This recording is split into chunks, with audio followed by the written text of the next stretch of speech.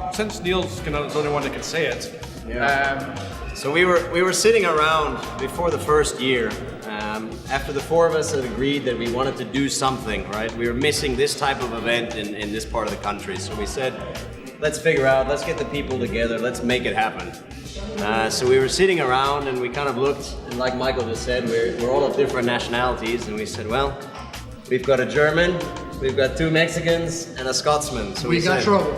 Yeah, this is trouble. So we started kind of brainstorming names, and we started off, you know, Texas has a long history tied together with Mexico, and there's a lot of Mexican nationals that are living in Texas.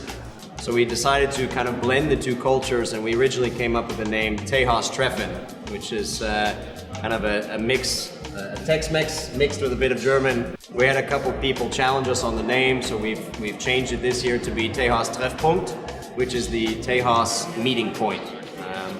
So essentially the same thing, slightly different name, but you know, the name itself is a representation of the mix of cultures and the mix of people that we're bringing together here. Right, and like Neil says, it's all about different cultures. You know, the name don't make the show, it's the people that make the show. The cars, the art, the different cultures. So our cars are art is art. Now we have lucha libre culture, that's art. So that's where we came up with all these ideas.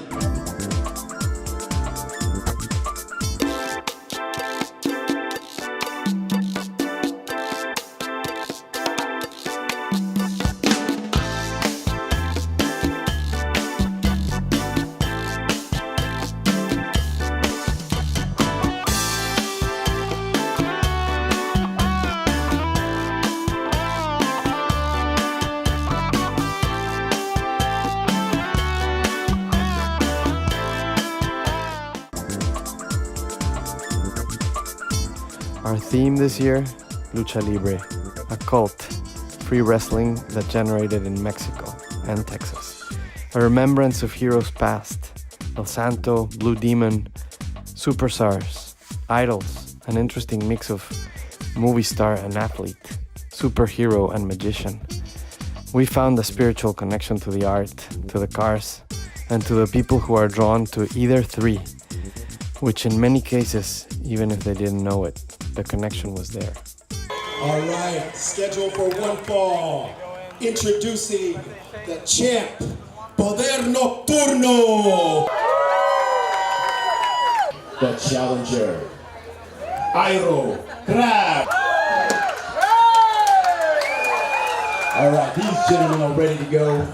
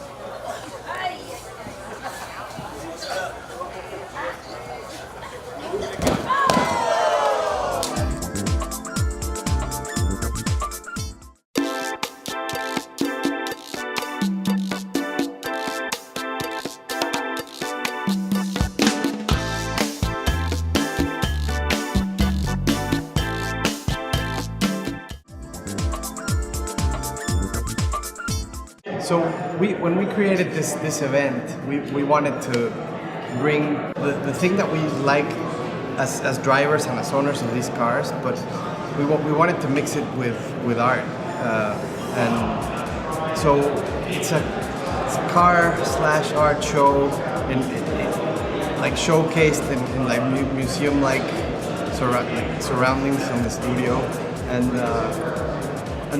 we always want to bring a little bit of humanity to it. So we got together with our charities, and big part of the proceeds that we get from here, which is from the live auction of art, we're going to give to our charity. 150, bid 260, anybody will go $260? 260, 260, is he waving or bidding? 260 to buy him? Sold right here, $250, $250. Thank you very much.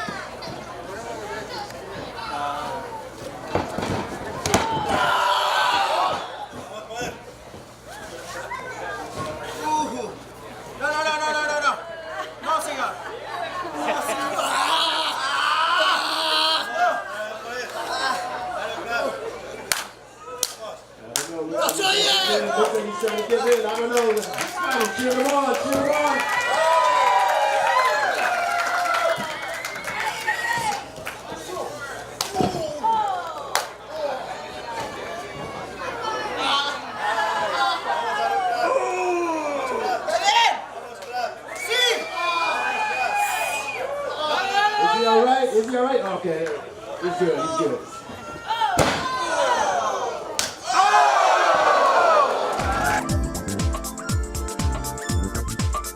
It's kind of our mission in life to spread the love and make sure everyone else loves Porsches as much as we do, and and drives them, and doesn't sit there and polish them all the time. They got to drive them and enjoy them, and go to the supermarket, whatever.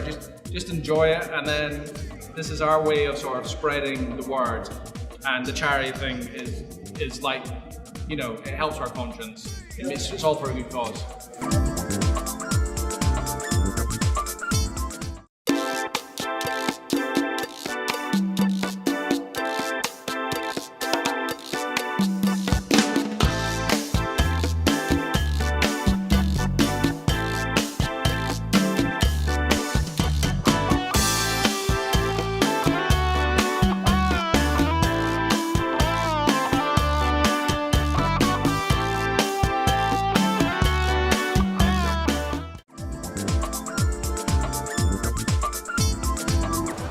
It's a 1985 Porsche 911 Targa Carrera.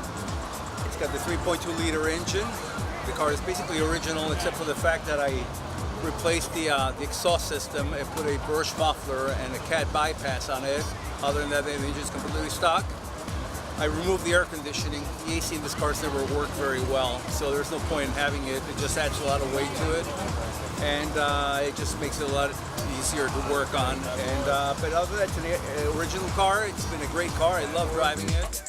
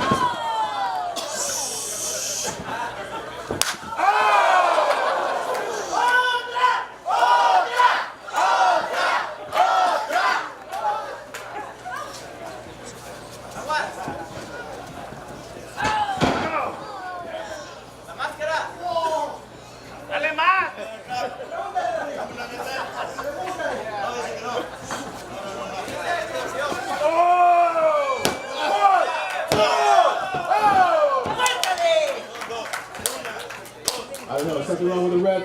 What's going on with the ref?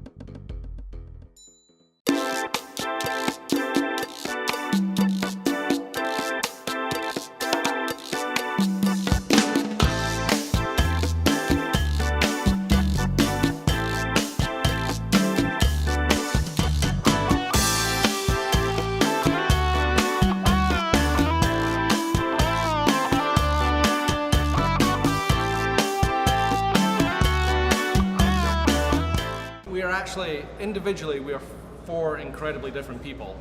We are like Porsche brothers.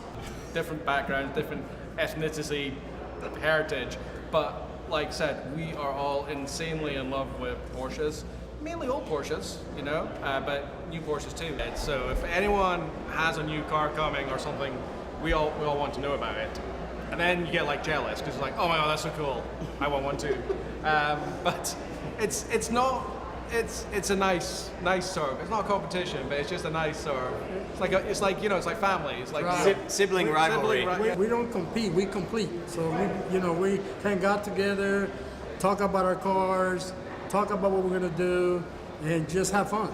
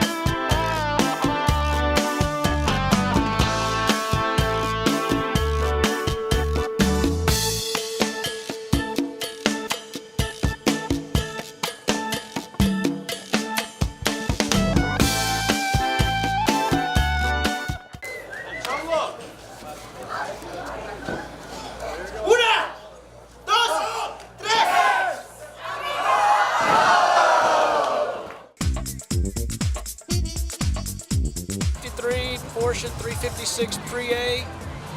It's the oldest one here in the show. My dad had it. Oh, wow. And he lost it and I bought it back. My mother was taken to the hospital in the same car back in 1967. Wow.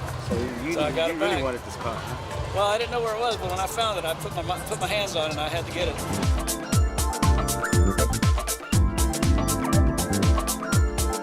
Yeah, The city. it's actually Be careful here. Yes, I have to be careful here, but you know, it is like a member of the family. You know, I mean, my children and my wife and my love and my life, but yeah, it's more than a motor vehicle. It's more than a piece of mechanical engineering. It's like every time you park and then you walk away, and you just have to like stop and have a little look back over your shoulders, check out, and you go,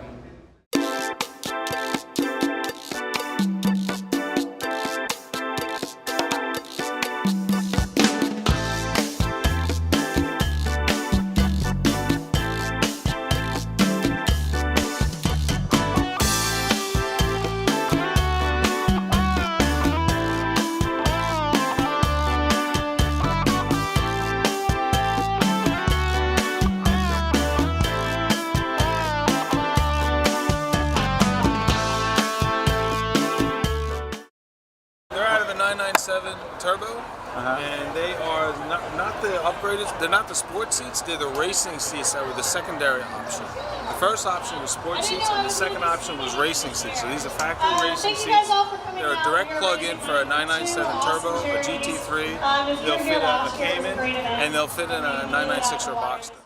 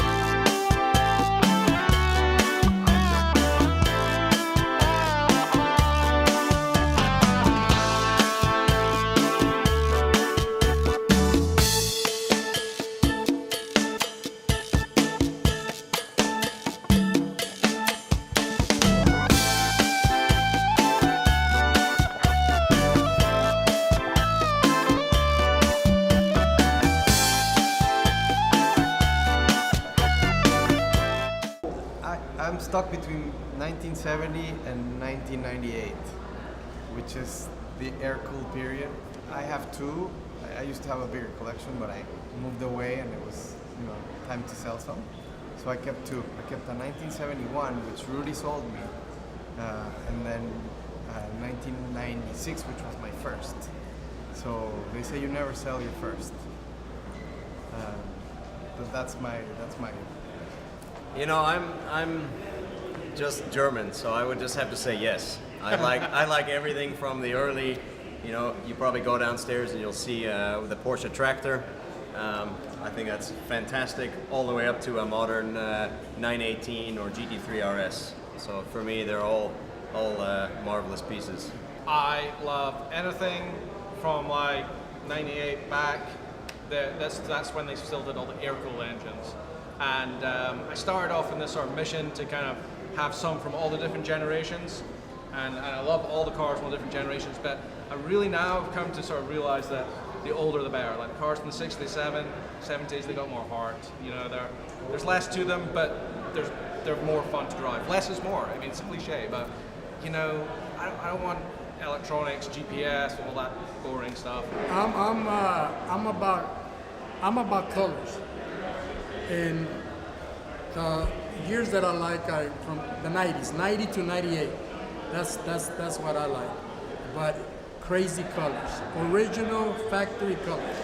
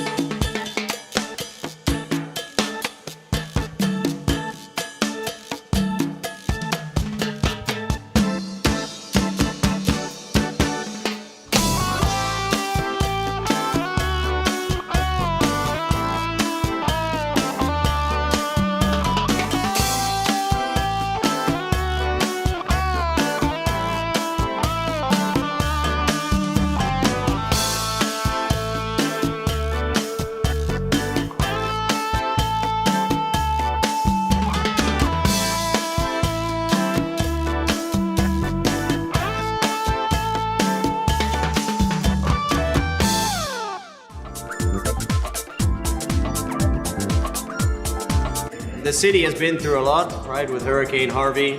Obviously that was not in our heads when we were first planning the event.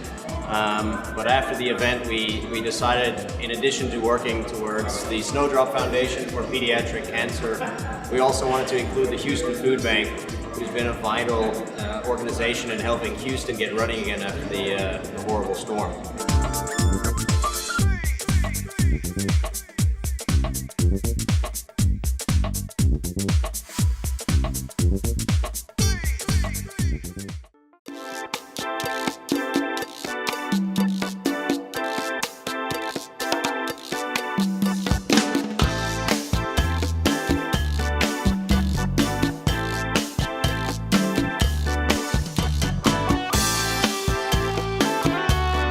It's a high glass enamel, and I sketched it out, and then I used a stick to drip the paint. So that's kind of why it gives it the look, the cartoony kind of look. Well, very nice. And I'll make it whatever color you want.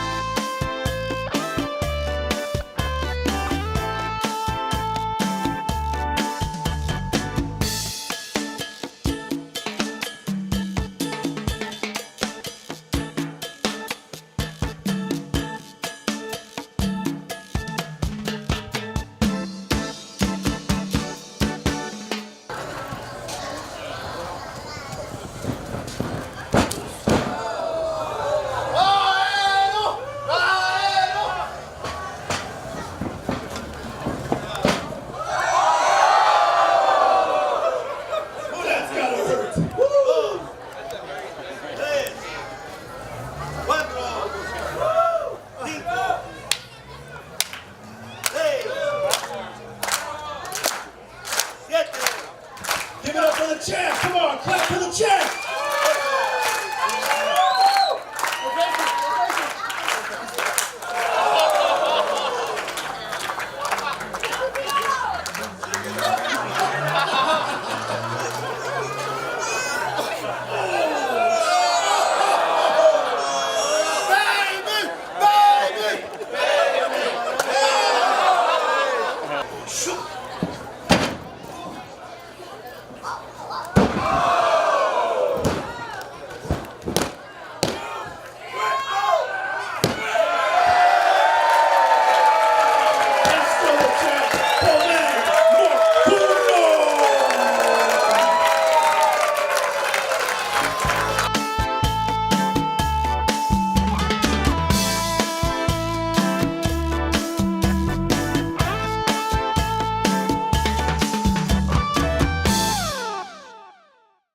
Anyone that comes to this event, bring your checkbook, because we are doing this for charity, and the pieces that we are auctioning this year and probably in future years, we get unique vintage parts, body parts, and we have local artists paint the most amazing pieces, and that's actually really exciting. You know, the art aspect now is getting really interesting. I guess stay tuned for next year. You know, Yeah. you guys have seen the development over the 2 years. We're here to stay, I think.